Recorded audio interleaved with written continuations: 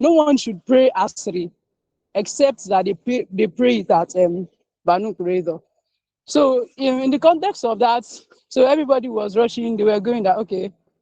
The prophet asked them not to pray Asri until they get to Banu Qurayzah. So eventually they were going, and then um while they were going, so the prophet asked that has he seen, there was a certain a person that asked that has he seen someone. So the person now said the person that I saw was Kidir or something, and then not knowing that the person that moved before him was Angel Jibril. So they're already gone. So and then when they got there, some people were scared that as people asked it, prophet there sọ pé káwọn wá kí ashley ọtí táwọn bá dé ibi táwọn lọ. So the stars made us realize that there were two contexts to that conversation. So it was either that they should get there before Asri, or when they get there, that is when they should pray Asri. I think I'll be stopping here. I don't know. I know it's not so brief, but I think I'll be stopping here. I have to like get Mara to be on farm. Farm. Sister Taslima, jazakumullahu khairan wa barakallahu feek.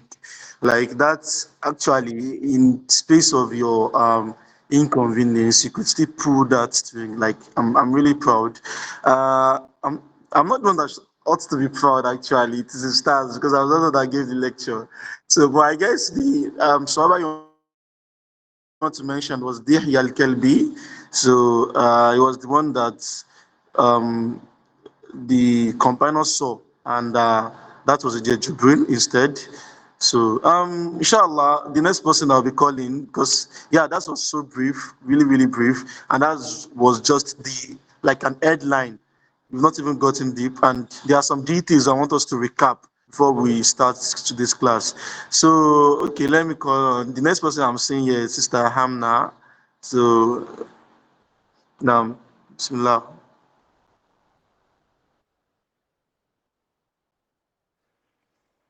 Assalamualaikum. Wa alaikum assalam wa rahmatullah. Hmm.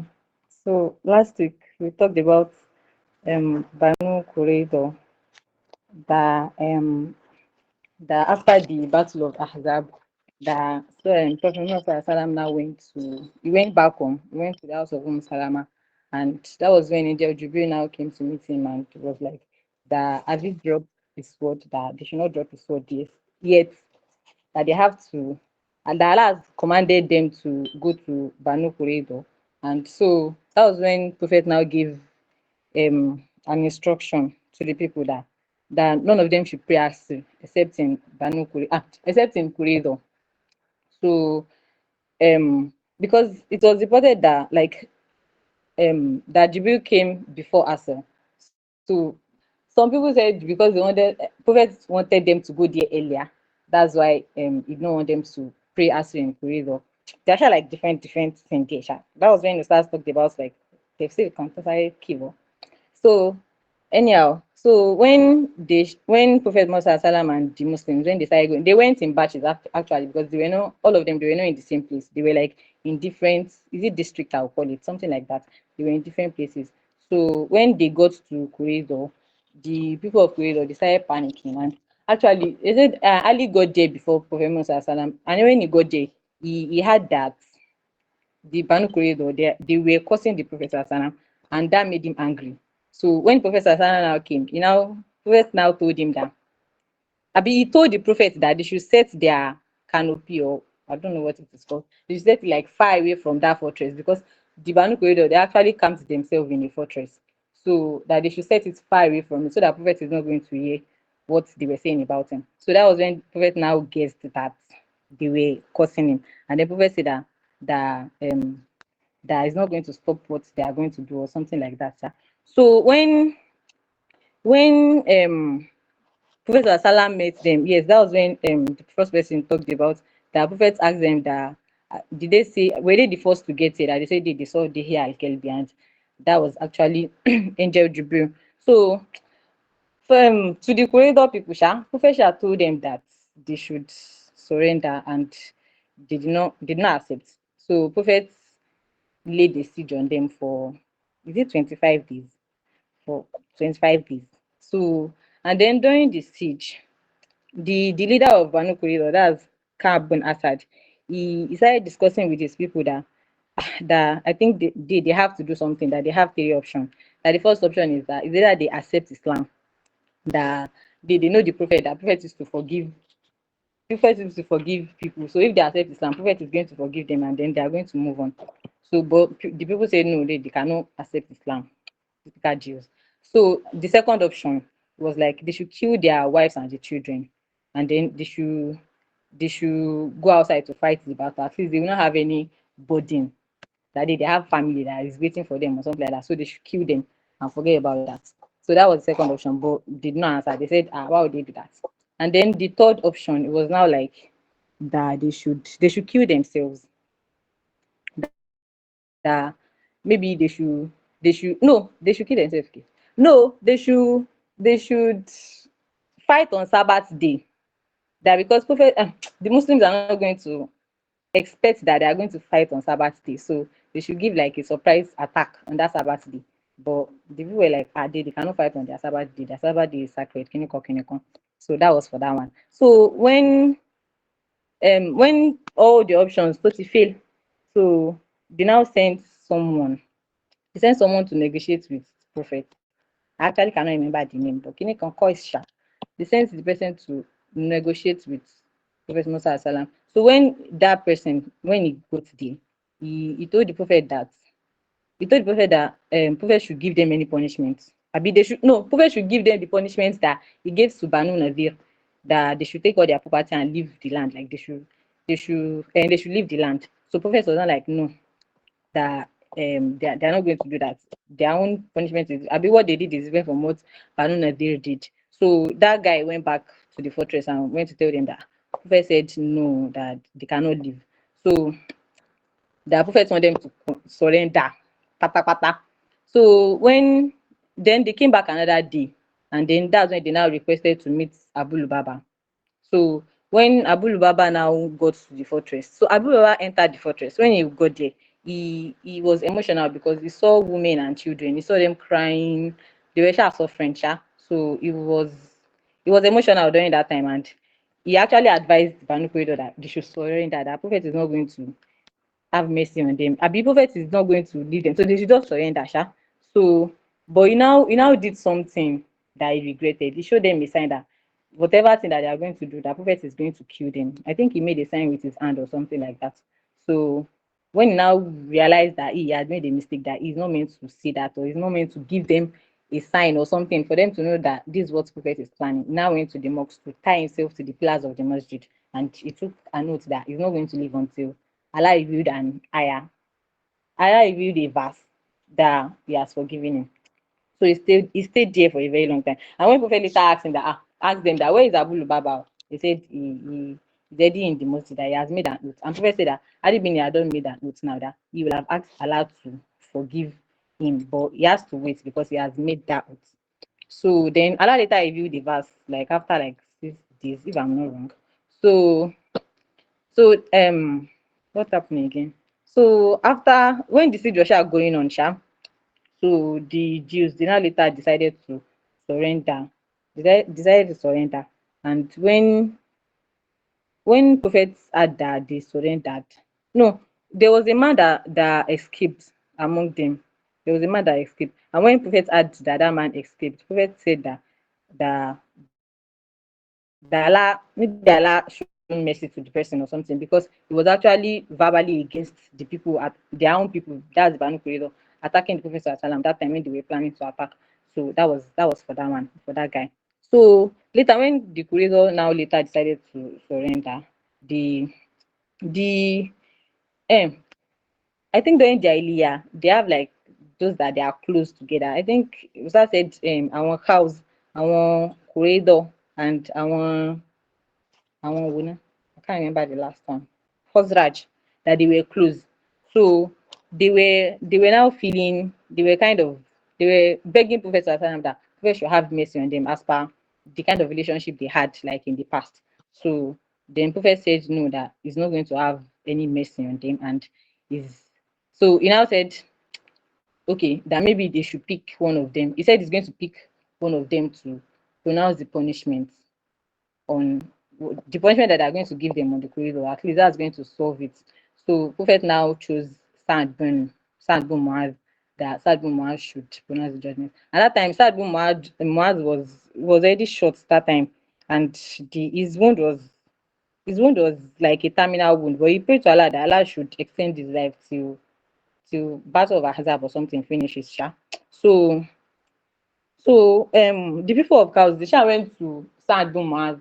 They went to meet him that Prophet has chosen you to pass the judgment on Banu Qurayzah, that it should be gentle with them, or gentle with his decision or something like that. Sha. So they actually thought that, oh, because Sad is like one of them too, or so he's going to be gentle with it or something, and he's going to make a confirmed decision, anything. So Sancha told them that that he's not going to think of them now, of maybe their relationship or something, that he's going to make a befitting judgment for whatever they did. So when Sacha got to Salam, the place that they were, that fortress site, when he now got there, so Prophet now said, that this is where you start talking about be Anabishi sadly. Prophet now said that they should they should stand up for their leader, they should greet their leader. So that was like that was just like a deviation. Sha. So Sacha later said that he said that the judgment that he's going to make is that all their men should be executed, all their wealth should be collected, all their women and children should be enslaved. Yes. So so Prophet now said that he has made the judgment of Allah and his messenger. So that for what's it called? So they killed the men of Quraydah, and they seized all their wealth, and they enslaved their children and their women. So um at some point, okay, Ustaz talked about um sand Boom was that when he died, Allah that when he died, that the throne of Allah shook or shook, I don't know, shook. So, and it was, some people say that it was out of anger that he was killed or something, and some people say that it was out of, is it like excitement, that I'll call it, that is dead or is going to the heaven, I don't even know, something like that. So, and they said when the Sahabas, when they were carrying his dead body, that one of the Munafiq was not making jest of it, that why is his body light like this? That Prophet Hassan now said that is they are not the one that are carrying him, that is the angels that are carrying him. So this shows actually the Sadwa. And they said Prophet Muhammad that when they wanted to bury sand, that prophet was very emotional, and the first when they wanted to bury him, he he first said Jazakumullah khairan, he told him Jazakumullah khairan, and when they buried him or something, he said Subhanallah. He was saying Subhanallah repeatedly, and at some point he said Allah Akbar. So the Sahabas now asked him that, why do you say Subhanallah? And then later he now said that Allah Akbar. He now said because um when that the squeezing of the grave, that the grave actually squeezed sand, and he said Allah Akbar because if anybody should have avoided that squeezing, that it should be sand bombard, but the squeezing of the grave is not avoidable for anybody. So so that said, even after Sand died, that prophet kept mentioning his name and everything like that. Oh yes, it says something about what's it called? We even Akhtab too, although it was part of his Banu Nadir, but it was there in Kuredo that time when when during that fortress time. So that time when they wanted to kill all their men, he wore like the finest clothes. He wore the finest clothes and finest jewelry and everything before he was killed. And he told Sawasanam that he did not regret whatever thing that he did. That's for Uye ibn Atom. Well, Kab bin Sad, that one, Abi Kab bin Asad, sorry, that one, he said that um was it Prophet that asked him? I don't know. That why is it that he did not follow the advice of, is he a monk? Advice of, is he a monk? I don't know. It was not like he did not follow it because his people are going to mock him, and he will have listened to that person and accept Islam, but no, it's pride, sha. Pride goes before a downfall. So That's for that carbon Assad. What again? I think I'm done. La hawla wa la quwwata illa billah. I don't know if Sister Amna was actually recorded the class and jotted the note that because this is like all the class in just 10 minutes. Well, barakallahu fi and jazakallah khairan for that. Just going to make some corrections to what you mentioned. And the first one is it was Shas bin Qais that was sent by Banu Qurayzah to negotiate their punishment with Prophet Muhammad sallallahu alaihi wasallam, and truly negotiated the punishment of Banu Nadir. So, but the Prophet Sallam did not accept that. So everything about Abu Baba was also true, and the verse that was revealed to wash away the sins of Abu Lubaba was in Surah to Tawbah, verse 112, if I'm correct. I think Ustaz mentioned that. So the the Yahud that escaped the fortress was Am bin Shahada, Am bin Shahada. Ambu Sahada, let me put it that way. That's I think that's the Ustaz called him. And the Sahaba that saw him when he was leaving was Abdullah ibn Muslama. Now, so and when Prophet ﷺ got to know about him truly, Prophet ﷺ said that was the man that was escaped by Allah himself or something like was pardoned by Allah himself. So because he had always refused whatever they've been doing right from start. So that is to show you that Allah subhanahu wa ta'ala is al-ad. So he's the most just in all his dealings. And every other thing is as correct as the start said. The only thing I'm going to add is the expenditure between Thabit bin Qais and one Zubair. I could not remember his surname right now. So, but I know his name is Zubair. I don't know his father's name, of course. So Thabit ibn Qais is part of the Aus tribe, and he was Zubayr has done. Zubayr is from Banu Qurayza, and he has done something profound to him during the time of Jahiliyyah. And Thabit ibn Qais felt it is upon him to repay that debt. So, and he went to meet Prophet Muhammad to plead on behalf of Thabit ibn Qais and to plead on behalf of Zubayr. But Zubayr started making he started asking for too much. He first said, what is the use of, when Prophet ﷺ granted him the pardon, so he told Thabit that, what is the use of the pardon without wealth? So Thabit meant to make claims for his wealth again, and Prophet ﷺ gave him his wealth. So give Zubayr back his wealth. And when he saw his wealth, he still asked Thabit again that what's the use of life and wealth without family? So Thabit bin Qais went to plead and make claims for his family. So they were released again. And so after he was given by his wealth and family, he still told Thabit that what is the use of wealth, life, and family without friends? So he first started by asking now, where's this person? Where's this person? They've been killed. It was not like, what's the use of life, wealth, and family without friends? And Prophet said, okay, at this point, it seems uh, you are ready to also join your remaining ones, and he was also killed. And about 70 of them were killed. Was it 70 or 700? I could not actually remember totally now, but that's my own addition, or yeah, to whatever Sister Amna just recapped for us. So our time is fast spent, and I think that should do for today, inshallah. Then we are going to move into the class proper, and from what I'm seeing on the dashboard, we want to go into